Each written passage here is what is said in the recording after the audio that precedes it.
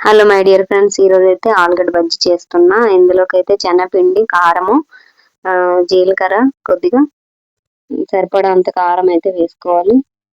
అల్లం వెల్లుల్లి పేస్ట్ వేసుకోవాలి. నెక్స్ట్ సరిపడా సాల్ట్ అయితే వేసుకొని కొద్దిగా వాటర్ని అయితే వేసుకొని కలుపుకోవాలి. మంచిగా సాల్ట్ సరిపడా అయితే వేసుకోవాలి. కొద్దిగా వాటర్ని అయితే ఇలా వేసుకుంటూ స్లోగా అయితే మిక్సర్ దాంతోనైతే మిక్స్ చేసుకోండి. నేనైతే మామూలుగా నా దగ్గర లేదు కాబట్టి స్పోక్ స్పూన్ అయితే కలుపుతాను. ఇలా మంచిగా అంటే ఉండలు లేకుండా నీట్గా కలుపుకోవాలి. ఉండలుగా ఉంటే మంచిగా రాదు. సో బాగా చాలా అంటే చాలా బాగా కలుపుకోవాలి.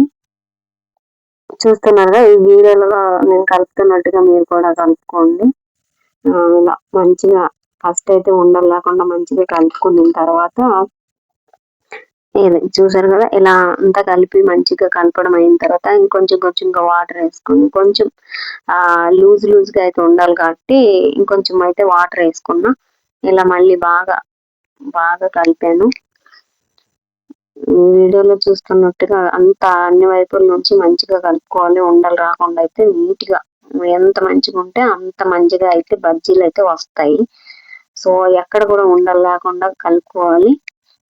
చూసారు కదా, ఇంకొంచెం అయితే వాటర్ వేసుకోవాలి. ఎందుకంటే అందులో బజ్జీలు ముంచితే అంటుకునేటట్టు అయితే కలుపుకోవాలి. మనం ఏ విధంగా అనేది ఇది చూసారు కదా, ఈ విధంగా అయితే కలుపుకోవాలి. ఇప్పుడైతే మరీ లూజ్గా అయిపోద్ది కాబట్టి ఇంతే కన్సిస్టెంట్ లో అయితే కలుపుకోవాలి. ఇందులోకి అయితే ఇప్పుడు మనము ముందుగా ఒక 3 ఆలుగడ్డలు అయితే తీసుకోవాలి. 3 పెద్ద ఆలుగడ్డలను అయితే తీసుకొని వీటిని అయితే పొట్టు మంచిగా కడుక్కోవాలి. కడుక్కున్నాక పొట్టు అయితే తీసేసేయాలి.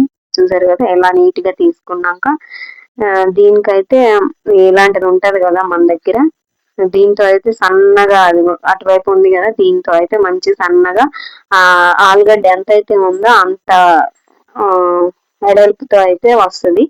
మనం కట్ చేసుకుంటే అటు ఇటు అయిపోతుంది కాబట్టి ఇలాంటిది ఉంటే మంచిగా ఉపయోగపడుతుంది. ఇలాంటిది ఉంటే మీరు కూడా ఇలా గీరుకోండి. కొంచెం జాగ్రత్తగా గీరాలి, ఎందుకంటే అలా చూసుకోకుండా గీరామంటే చేయి కూడా తెగిపోయే అవకాశాలు ఉన్నాయి. సో ఇలా అయితే మొత్తం అన్ని గీరుకొని పక్కన పెట్టేసుకోవాలి. పక్కన పెట్టుకొని చూసారు కదా, ఇలా చాలా అంటే అవి ఎంత ఉంటే అంత వచ్చినాయి కదా, చాలా సన్నగా అయితే వస్తాయి. సో అన్ని అయితే గీరుకొని పక్కకు పెట్టుకున్న తర్వాత ఇలా మనం ముందుగా రెడీ చేసుకున్న పిండిలో అయితే ఇలా అన్ని వేసుకొని మంచిగా వాటికైతే పట్టేటట్టు అటు ఇటు పట్టుకొని మొత్తం అయితే ఇంకా ఆయిల్ అంతా ఫుల్గా వేడైనాక ఒక్కొక్కటిగా ఇందులో వేసుకొని బాగా వేగేంత వరకు వేగించుకోవాలి. కొద్దిగా ఆయిల్ అయితే వేసాను, ఎందుకంటే ఈ ఆయిల్ మళ్ళీ వాడడానికి ప్రాబ్లం అవుతుంది కాబట్టి. సో దీనికి సరిపడా ఆయిల్ అయితే వేసుకొని ఇందులో అయితే బాగా వేగించుకోవాలి. డీప్ ఫ్రై చేసుకొని మంచిగా ఉబ్బేంత వరకు అయితే వేపుకోవాలి. ఇలా మంచిగా అయితే ఉబ్బుతాయి. నేను ఇందులో అయితే తినే సోడా ఏమైతే వేయలేదు, నార్మల్గా పిండి మాత్రమే కలిపాను. మీరు చూసారు కదా, ఇవన్నీ ఇలా మంచిగా డీప్ ఫ్రై చేసుకొని అయితే ఇలా కొద్దిగా అన్నీ వేసుకొని మొత్తం అయితే డీప్ ఫ్రై ఇలా బుడగలన్నీ వచ్చి మంచిగా బుడగలు అయిపోయేంత వరకు అయితే వేపుకోవాలి. ఇటు అటు మంచిగా తిప్పి అయితే వేసుకొని వేగాక బయటికి తీసేసుకోవాలి. స్లోగా టర్న్ చేసుకోవాలి. సన్నగా ఉన్నాయి కాబట్టి విరిగిపోతాయి. సో అందుకే చూసుకొని సన్నగా అయితే చిన్నగా అయితే తిప్పుకోవాలి. బాగా బ్రౌన్ కలర్లోకి మంచిగా వేగేంత వరకు అయితే మంచిగా వేయించుకొని ఇప్పుడైతే రెడీ అయిపోయాయి కాబట్టి తీసేయాలి. ఇప్పుడు చూసారు కదా, ఇవైతే కరకర అవుతున్నాయి, ఎందుకంటే పల్చగా ఉన్నాయి కాబట్టి మంచిగా కరకర అయ్యాయి. మీకు నచ్చినట్లయితే లైక్ చేయండి, సబ్స్క్రైబ్ కూడా చేసుకోండి ప్లీజ్. మీకు కూడా ఈ వీడియో నచ్చుతుందని అయితే నేను అనుకుంటున్నా. ఇక్కడైతే ఇప్పుడు మా పిల్లలకి అయితే ఇస్తాను, వాళ్ళు ఏం రియాక్షన్ ఇస్తారు చూద్దాం. అవును గైస్, సూపర్ గా ఉంది. మీరు కూడా ఒకసారి ట్రై చేయండి. చాలా బాగుంది, కరకరలాడుతుంది. నాకైతే చాలా నచ్చింది, తింటే సూపర్ గా ఉంది.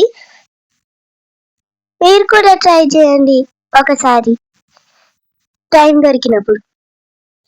మీకు తెలిసిన బర్త్డే సూపర్ గా ఉంది. మీరు కూడా ఒకసారి ట్రై చేసి చూడండి, చాలా బాగుంది. లైక్ చేయండి, సబ్స్క్రైబ్ చేయండి, షేర్ కూడా చేయండి. Thank you for all. నన్ను సపోర్ట్ చేయండి, అమ్మని కూడా. Thank you. బై.